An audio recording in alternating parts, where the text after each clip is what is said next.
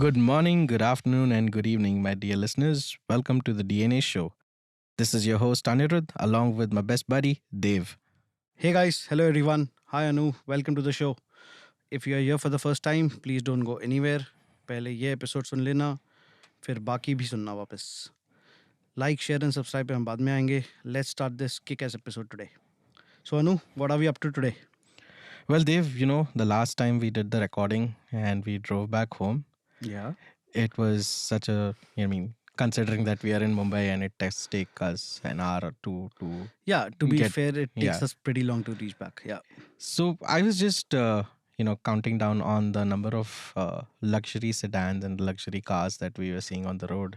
Hmm. And I saw approximately more than 70 to 100 luxury sedans and SUVs Okay. costing upwards 50 lakh.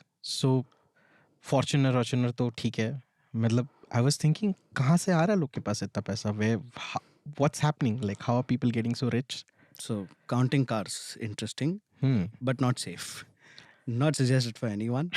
It's better to focus on the road. Subconsciously But I I do that. understand where you're coming from, right? Yep. I very recently read a article on Times of India, which said about India spending habits, right? We are spending crazy money on travel and luxuries. I mean, cars, bikes, bags, footwear, gadgets, and whatnot. Dev, I read in a Business Insider article for 2022-23, the credit card spending topped to rupees 14 trillion for Indians, which was up by 47% from 9.71 trillion the previous year. So, what is happening? Where is all the money coming from all of a sudden? Are we getting rich? Or are there companies that are giving us more money? If you're talking about us, neither of them. Neither are our companies paying us more, neither nor are we getting rich. Hmm. But again, I read a very similar article regarding credit cards, right?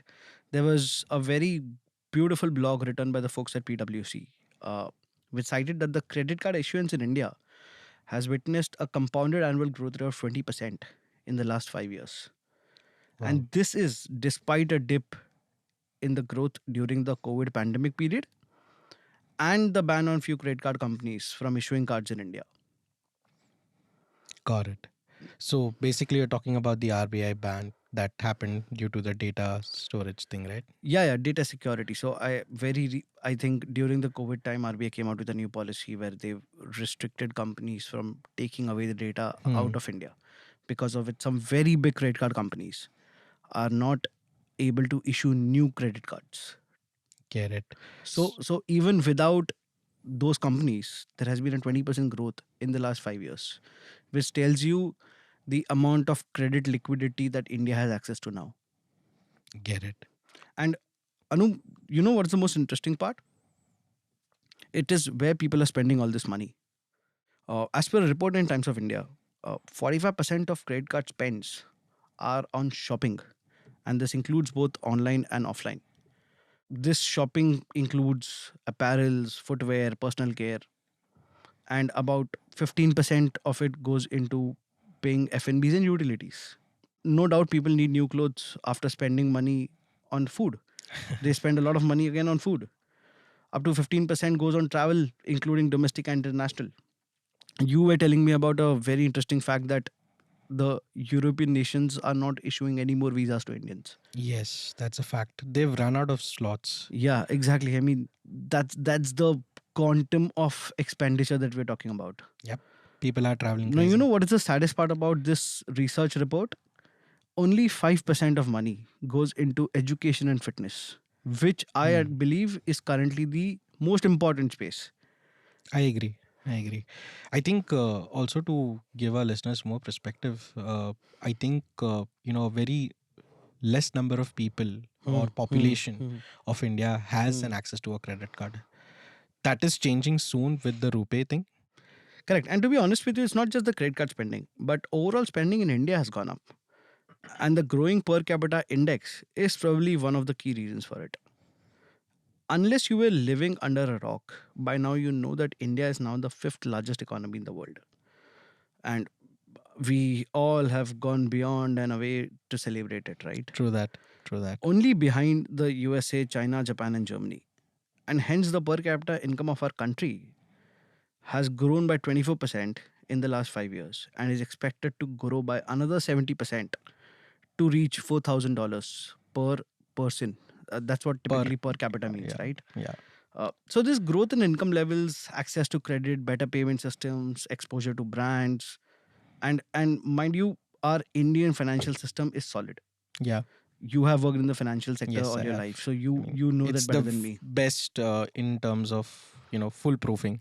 Correct. So I think these 4 5 reasons seems to be the launch pad that will propel the Indian consumer into this world of goodness, comforts, and eventually luxury.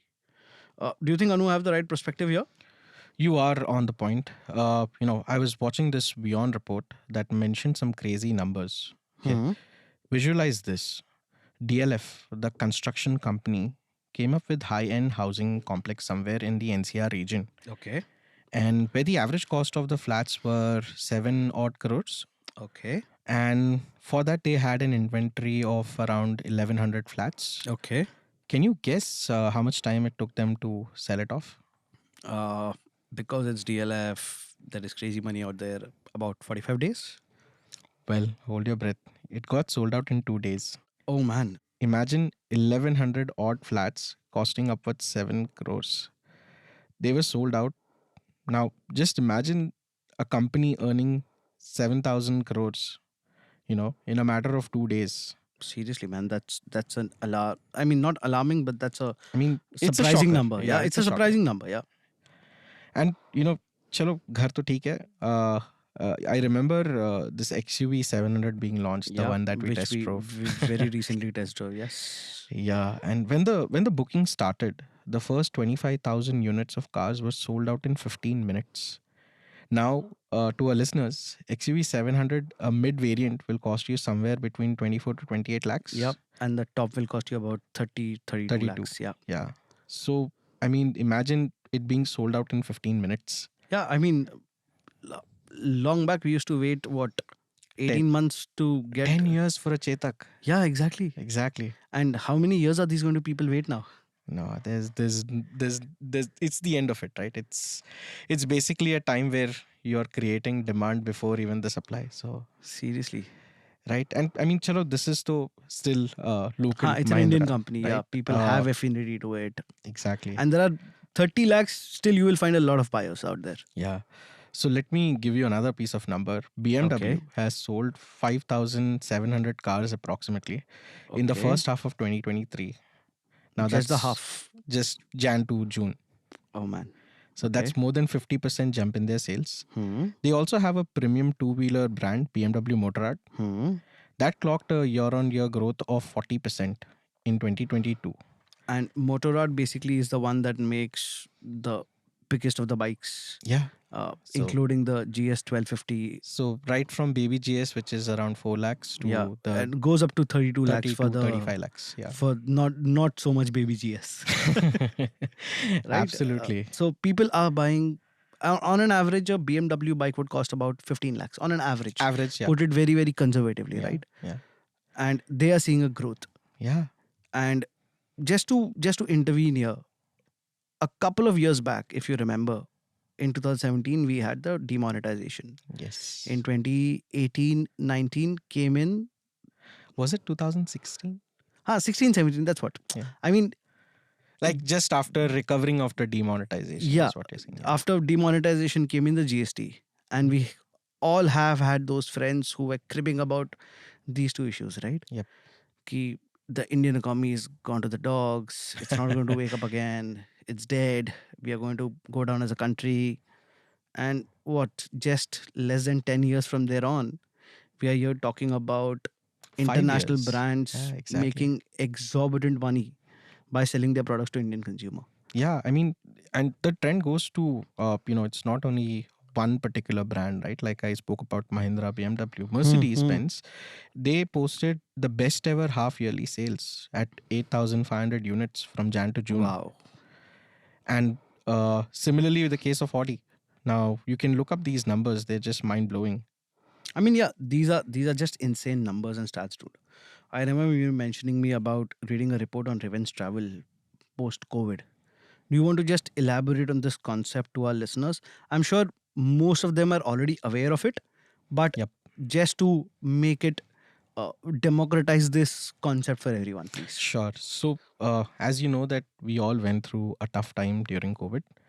We were all locked up in our houses. Correct? Yeah, It was a dark period of our life, living in absolutely. constant fear. Hmm. We lost some of our loved ones, and we were basically caged up, at least for the white collared people, right, who were Yeah, working from home, we just were the four we were walls. chained down to our tables. Exactly. With backaches and the stupid Yes. laptops. Well, just the thought of it sends shivers down my spine. Hmm. Now, once the restriction for travel was open, Hmm. people were just trying to step out, especially Okay. the people in the white collar jobs, right, who Okay. had no business travel for a year and a half. Hmm. People just wanted to go out somewhere. Hmm. And as per a Business Today report, data from the Bureau of Immigration Hmm. showed that more than 1.8 crore Indians traveled outside the country between January 22 and November 2022. So that's how crazy it is. Like 1.8 crores people flying out with just a matter Now of you nine know why months. European Union is not issuing any new visas. Why their slots are full, right? Because uh, 1.8 crore is equivalent to population of some of the European countries, Exactly. and that is the number of people that are just traveling outside the country. Exactly. Well, the bottom line is that we are spending on luxury I hope they're cars. all coming back, right? No, it's not a brain drain Yeah. data that we have. It's just people who are traveling. And this is just simple leisure travel, right? Yes, leisure travel. Yeah. Well, I think we talked about cars, we talked about apartments. Hmm. Hmm. As you mentioned, towards the credit card spending, we're spending a Correct. lot on Yeah. apparels. Correct. I just did some research and I found out that Zara India's revenue for 2022 was 1,815 crores. Wow. Imagine 1,815 coming out of Zara. And to add to this, Louis Vuitton in 2020 posted a Hmm. net profit of 25 or 26 crores versus 16 to 17 crores in 2018-19. So Okay. So LV is making a profit in India, which I'm not shocked of. But I will tell you one very surprising thing that I noticed mhm. in Delhi. I've never seen queues outside Indian stores, right? Yeah, you told about I the have I have witnessed people queuing up outside a Louis Vuitton store. I mean, imagine there are people queuing up outside a store to buy maybe a bag or a dress for about 5 lakh rupees. I mean, that is probably in the new India. It's not something that we desired, but it is something that is happening. I still remember this meme, right? Mom, a girl purchases a Louis Vuitton belt and Hmm. she is showing it to her middle class mom, and her reaction, 35,000 का belt, तुम Seriously, पागल हो चुके हो? I- seriously, and people are queuing up for it. It's not just that कि मिल रहा है तो ले लेते हैं. It's like Hmm. मैं रुकूंगा इसको लेने के लिए. I- It's sort of the consumerism that we always thought was only prevalent in America. Hmm. So I know, Dev, that you've done some bit of digging for this podcast. Hmm. What does the numbers tell you? To the listeners out there, this part is going to be a little heavy in terms of the numbers, because I think Dave has spent a lot of time on this, and I'm pretty sure you will like it. Okay, thank you for Giving warning a our heads up, right? warning our audiences. Okay, so my research was more about where is all this money coming from, Yep. right? And it's coming all of a sudden. And the reason why I say sudden is because at a very macroeconomic level, 5 year is not a large period. Yep. It's a very short period. Yep. Uh, from 1991, which was basically the liberation of Indian economy, to 2023, it is barely what 30 odd years. In Yeah. 30 years, we have gone from a economy which was crawling and Controlled by the controlled by central. the government, where Yeah. where things didn't move. Hmm. Today, we have reached the epitome of consumerism, Yep. and we are almost replicating America. Exactly. Correct? Railways are Matlab, getting private. Airports are getting private. exactly. And honestly, I'm not a financial analyst, so I did my own research beyond the usual reasons for organic growth and governance efforts. Because आपको basic reasons तो हर जगह पे मिल जाएंगे, Exactly. उस पे हजारों reports already हो चुके हैं. So I wanted to give a very different angle on our podcast. Okay. So probably this is one of the exclusives that if people are listening to us. So my first reason I say is COVID. Okay. Yes, COVID, the darkest cloud of our generation that you mentioned of. Like every other dark cloud, it had its own silver lining. Agreed. Unfortunately, a lot of people had to lose their lives to make this silver lining possible. This silver lining that I'm talking about is the life insurance and the medical insurance claims. Okay. Interesting. Yeah. Now, as per a report by Hindu, the Life Insurance Corporation, which is the largest life insurer in India, received about 12 lakh death claims in the first 9 months of 21-22 against about 10 lakh claims that it received in the full fiscal year of 2021. So at least a 20% jump. Yeah, there. at least 20% hike in just the claims received. And This is not just the value. life This is the insurance. life insurance. This is only life insurance. This is only the claim number. Yeah. This is not the claim value. Exactly. Now, let me put this into further perspective. Yep. For the fiscal year 2019, 2020, and 2021, LIC's insurance claims in value was 16,000 crores, 17,000 crores. Now, brace yourself for this. This is the number for 2021. Okay. 24,000 crores. Wow.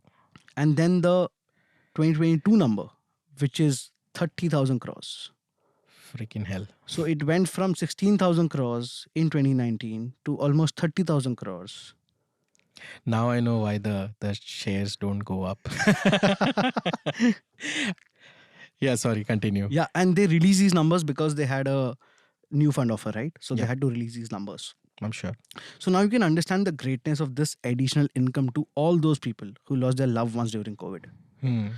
The cash inflow from these claims into the economy went from a large sum of 16 billion rupees to 30 billion rupees in just a period of 3 years. Wow. Okay, I understand this is a dark statistics and harping on it might sound a little unchivalrous, but please understand this. There is nothing that replaces the loss of losing someone, but the money that comes after it really softens the blow to some extent. Yeah, I agree. Also, I understand this inflow is not sustainable unless there is another catastrophe. And if another catastrophe like this reoccurs, it will probably take down the entire insurance sector with it. I'm sure. Because, as per another report published by RDA, post COVID, the first time insurance purchases in India have gone up by almost 50%. Okay. I'm sure the people who received new claims have at least used a part of this money wisely by investing into asset and savings before they went and splurged heavily on experiences and pleasures. I'm sure. Yeah, That's- they had to make some kind of a defense mechanism, right? By Yeah, investing in But if we have insurances. gone towards the American consumerism, then only Then God save. then all India. the 33 million gods have to save us. I agree. Okay. Now, if you are comfortable again after cursing me for taking down you into the dark place, I have some more analysis to elaborate on my point. Sure, Dev. An Outlook magazine report states that the insurance companies settled over 2.25 lakh death claims up to March 2022. Now, this is a new year. This is not 2021, this is 2022 Okay. on account of the COVID pandemic. The IRDA has said in its annual report released very recently that they paid about 17,000 crores of additional claims up to the year of March 2022. Okay. Now, in addition to all this, there is a huge inflow from Mediclaims, which is another 25,000 crores. So we had the 30,000 crores in 2021, we had 18,000 crores in 2022, and then we have another huge consolidation of 2021 and 2022 for the health insurance claims. Okay. So for the people who are new to insurance, life insurance is जो LIC बेचता है. Generally सब बेचता है, but then हाँ. जो जिंदगी के बाद भी वाला जो dialogue है उनका. So after your death, you get some compensation, and health insurance is what your Mediclaim covers. So Yeah. and you know what, Dave? These are crazy amount of numbers. I think combining these numbers, Hmm. this is upward 100,000 crores. I mean, over a Yeah, over a five period of period. last 5 years. Yeah. Yes, So yes. I mean, So all that's that's huge sum. all that is the new money that's coming into the consumer economy, right? Yeah. Matlab, obviously insurance companies had that money, Yep. but they were not spending it on Spending anything. it. They were investing in They getting were, more money out yeah, of they it. were making money for themselves. Yeah. But what happened is after this money was claimed by people Hmm. and people received it, they were going to do something with it, right? True that. I understand people have different ways of processing their griefs, and maybe consumer spending was one of the ways that did, just say revenge travel, right? Hmm. In a similar way, there would have been revenge purchases, revenge Exactly. shopping. कि मैंने बहुत दिन से गाड़ी नहीं खरीदी है, अब मेरे पास पैसा आ गया, अब तो मैं खरीदूंगा. Yep. Yep. And that's how all those, Yeah, I think COVID also pushed the automobile market because yeah, now the everybody wants to own a car. the manufacturers felt that there will be a shortage, Hmm. and they saw a spike in the Correct. demand because people wanted to travel separately and not use public transport. Yeah, I mean consumer behavior is unpredictable, right? Unpredictable, exactly. Everybody thought COVID आ गया, income level गिर गए, अब गाड़ियां कैसे बिकेंगी? And suddenly in 2022 after the lockdown, we could see more cars on the road than ever. Yep. And more expensive cars on the And road. people's explanation was very simple ki I want to travel safely. Yep. I don't want to be in a crowded place, and hence a lot of people moved from trains to cars. Yep. Matlab, most of them would have either shifted to an Alto or a Wagoner or an entry level small car. But The thought of owning something which is for themselves. yes, now suddenly you had this new consumer on the market Yep. to buy a car, and which pushed the car prices up. Yep. And this was applicable even for the automobile sector. I'm sure this is applicable for all The the other housing sectors. market, yeah, for for all example, the yeah. other sectors. I think with the stamp duty coming down, I think we Yeah. had a golden period that time where we bought our houses, right? Correct. So again, a great move of money, right? We borrowed from the banks. We are paying it back with the amount of interest the government earns through GST and Exactly. stamp duty and whatnot. So And also, to be fair with our government, they did invest a lot of money yeah, to keep the economy running, right? yeah. I mean, all those roads that are being built, all of us agree unanimously that Mr. Nitin Gadkari has done a fantastic job with our highways, I right? agree. So all that investment is again employing people. It's Yep. again putting money in people's pocket, right? So that is one of the reasons why the economy kept running. And as soon as the restrictions were lifted, people went crazy. Yep. Because if you see on the hindsight, people saved a lot of money. Yep. And they just waited for the right floodgates to period. open. Yeah, exactly. And then when the malls opened, you could see people queuing outside a Louis Vuitton store. Yep. I think you also so the first point that you covered was COVID. I think you Yeah. had a second point which had to do with Startup India. Yeah. Right? Before that, that's what I had to discuss on the COVID and the insurance front. Yep. I understand I've quoted a lot of bold numbers and statements, but these are all figures and statements from credible reports. Yep. And we will add the links to all these reports in our podcast notes. So feel free to browse them and look at them for yourself. You can feel free to write us on the Instagram page, the DNA Show, if you have any feedback for us. Okay, so now coming to the second theory. And this is again a theory. Okay. The explosion in the startup space. Correct? Yep. Now everybody knows India is going crazy on startups. Every second kid today wants to become an entrepreneur. सबको अमन गुप्ता बनना है, सबको startup खोलना है अपना. People now believe कि यार, rather than being layered off by a multinational corporation, I will create something of my own. So in 2016, the Indian government started something called as the Startup India program. Okay. But it was only after the COVID pandemic that the startups emerged at a very swift pace in our country. Now, to put things in context, about 40% of the startups registered with the Startup India project have been recognized only after April 2022. Wow. So 2016 में शुरू हुआ, but 2020 तक it had a very lukewarm response. I mean, people were still registering, people were still taking funding from Startup India program, but it exploded after COVID. And more than 50,000 businesses from 2016 have already enrolled under this program. You know what is the most surprising and amazing fact about this? 45% of these 50,000 businesses are run by women entrepreneurs. Wow. So To the to ladies all out there. to all that talking about women empowerment, Yeah. this government has done something for women Yep. empowerment. It's not just the men who are having all the fun, Yeah. right?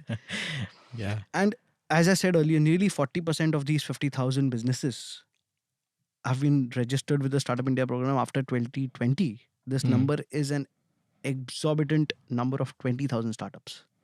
Yep. So imagine the number of cash flow, the amount of employment that it's Oh, I generated, have right? a very exciting number for that, right? Oh, I'm So 20,000 startups after COVID have given jobs to about 5.5 lakh people wow. since 2021. So 5.5 lakhs people have been employed by these new businesses which have registered under the Startup India. And we are giving a lot of credit to the central government, but the due is supposed to be given also to all the state governments, Hmm. which have made a lot of policies and programs to support these businesses. It's not just the center. The states are also doing their bit. Okay. And I looked at the state-wise data, and for obvious reasons, the states like Maharashtra, Karnataka, Delhi, and Gujarat are leading the charts because not only do they have policies, but they have enough skilled and educated manpower. Also the infrastructure. Yeah. But you know who was the surprising dark horse into this race?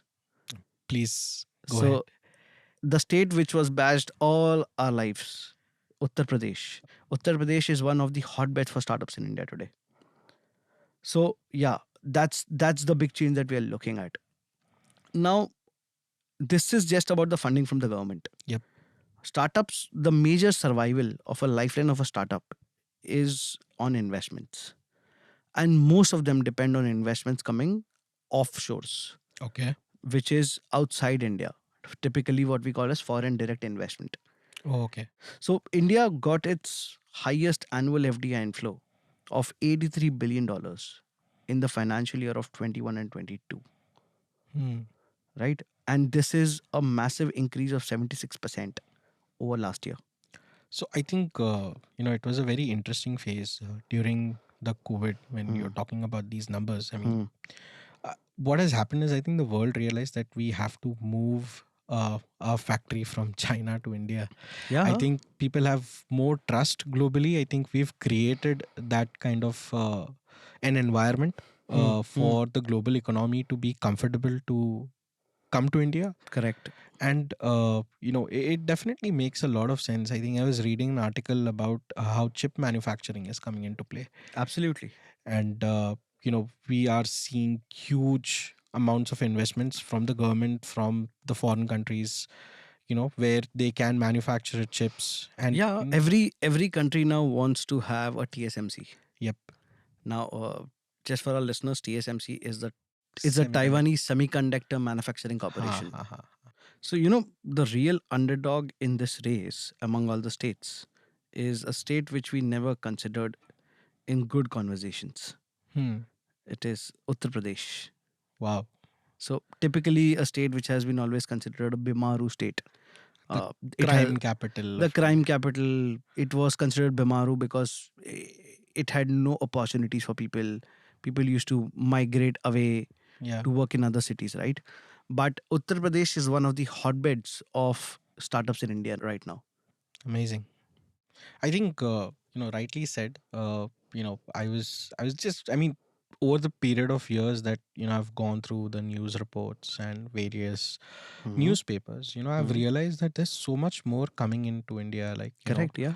chip manufacturing. Yes. Uh, it's one of the biggest deals that will bring in a lot of FDI. Hmm. Hmm. Tesla coming into India finally. That's been happening for the last what 5-10 years now. Yeah, I mean they tried to negotiate. I think they're just waiting for me to make enough money to buy a Tesla. I'm sure there is a market for it. So Yeah, I'm sure there is one. I've also heard a few people uh, who have imported Teslas in India. yeah, yeah, So that would make Tesla believe that there is enough spending power in India. yeah. And I think it's going to touch many more industries. I Hmm. mean, I don't want to talk about it right now, but I'm sure there is like, Yeah, I mean, this is all information that's publicly available, yeah. right? We are not adding anything new to it. Uh, do you just want to proceed further and highlight on more Yeah, sure, thought Dev. process of the So, consumer spending in India? yeah, so I think we covered a lot. We covered credit card spending, we covered, income through insurances, Insurance, the startup culture. correct. I think, we've did cover a lot of numbers. And I think what I want to let the listeners know is that, you know, there is wealth that is being created. It is important to spend responsibility. Now, do you think we should blow it away on a lifetime of experiences? Like the Gen Zs say, YOLO, you live only once. And this is why people are spending? So, my view is do what you like to the point that you don't become a social problem. Hmm. See, I know a typical average person in India, in Mumbai, works about 50 to 70 hours a week to earn their living, right? So, Yeah. it only makes sense in indulging a little Hmm. to get that personal motivation to spend another 70 hours at work the following week. As they say, right, all work and no play makes Jack a dull boy. And you don't want to be known as a dull boy. Exactly. But Jack shouldn't go crazy just to be known as a cool boy. Have some Jack Daniels. Yes, that might work for some. But see, to be honest, I personally believe in a theory which is widely published. Uh, Especially a lot of psychologists believe in this theory, which is called the Maslow's hierarchy of needs. Okay. Yeah, I've Uh, heard of it. yeah. So what Maslow's hierarchy of needs basically explains is that you should first take care of your physiological needs, that is food, shelter, water, and other needs required for your physical survival. Okay. And then comes at the second level of the pyramid, what comes is safety and security needs, Hmm. which I will basically interpret as health insurance, life insurance, everything required to keep you surviving if Okay. things go wrong, right? This will include FDs, easily accessible mutual funds, Uh, whichever hmm. can be liquidated as per your requirement. Okay. And in the third stage in the Maslow's hierarchy of needs is the social needs, which is basically socializing, expenditure on maintaining relationships, Hmm. taking that beautiful girl on a date, right? Yep. It keeps you engaged socially, maintaining affiliations to social groups, spending on upskilling, increasing your competencies. These are the needs that basically keep you hooked onto your social life, Yep. which then gives you a lot of psychological boost also. Now this brings me to the the fourth point in Maslow's pyramid, which is the psychological needs, which are needs basically again for self fulfillment, Got it. like buying a swanky car, Hmm. buying branded clothing, buying cool bike. Everybody wants even today to become the John Ibrahim of Dhoom, right? I think it's more to do with the dopamine Yeah, kick, exactly. So right? I'm not going in technically into Hmm. this because it might become a little boring. But Yep. people who are really interested in understanding this pyramid, they should go and read about Maslow's hierarchy of needs. Now, coming to the last point of this pyramid, right? Yep. It is something called as self-actualization needs. Okay. Now, to simply explain these needs, these are the needs that super rich people have, Hmm. who think of problems larger than their own life, World problems. world problems, global warming, Hmm. plastic pollution, AIDS. Uh, Sustainability. yeah, so these are problems that the big and the richest talk about because they Philanthropists. have achieved all the other four problems in the pyramid. They are able to take care of them physically, they are able to take care of their safety and security, they are able to take care of their social needs, they are able to take care of their psychological needs. Hmm. Now, the only thing that motivates them to wake up every day It's changed the is world. change the world. Yeah. And that is the reason why people like Bill Gates spend billions of dollars in solving AIDS crisis, thousands of kilometers away from his home in Africa, Hmm. because he wants that is something that ticks him now. Yep. Correct. So the last one is really not relevant for a majority of our audience unless If you are listening, Mr. Elon Musk, Bill Gates, Mark Zuckerberg. happy to get funding from you. See, also honestly, I understand a lot of people criticize the Maslow's hierarchy for its limitations. Hmm. Some might even call it dated, but it works as a very basic and a macro level to understand whether you are right or whether you're in the right direction or wrong in your life. An outline, basically. Yeah, it's sort of a good guiding light. Yep.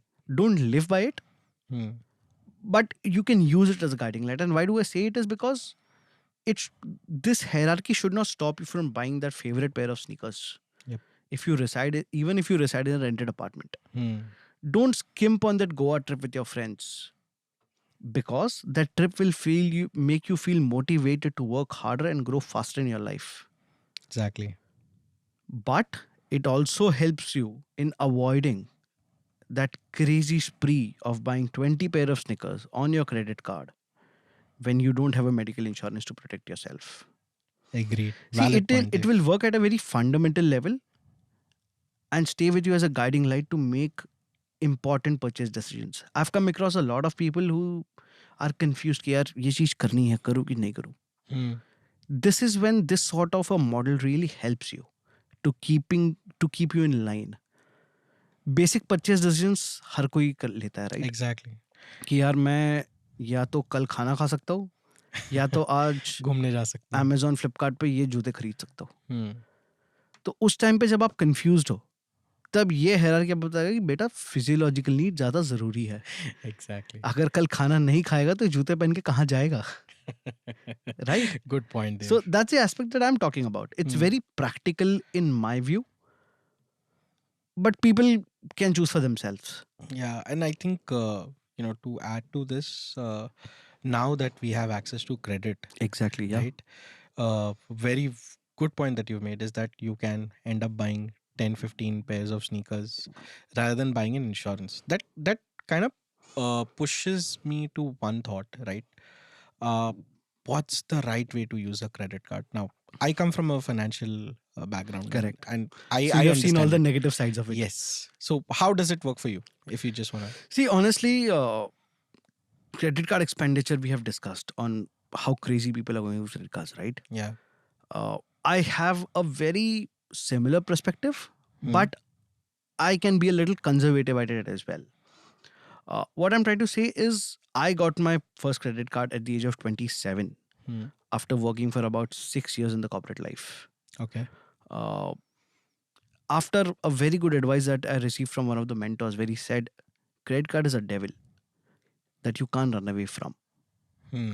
Or credit rather is a devil that you can't run away from. You will need it at some point of time in life. Exactly. Isn't it better to start at the lowest part of the funnel, experiment with it, experiment a low risk game with it, and then get into a larger game? Because you will have to play the larger game someday if you want to grow in your True life, that. right?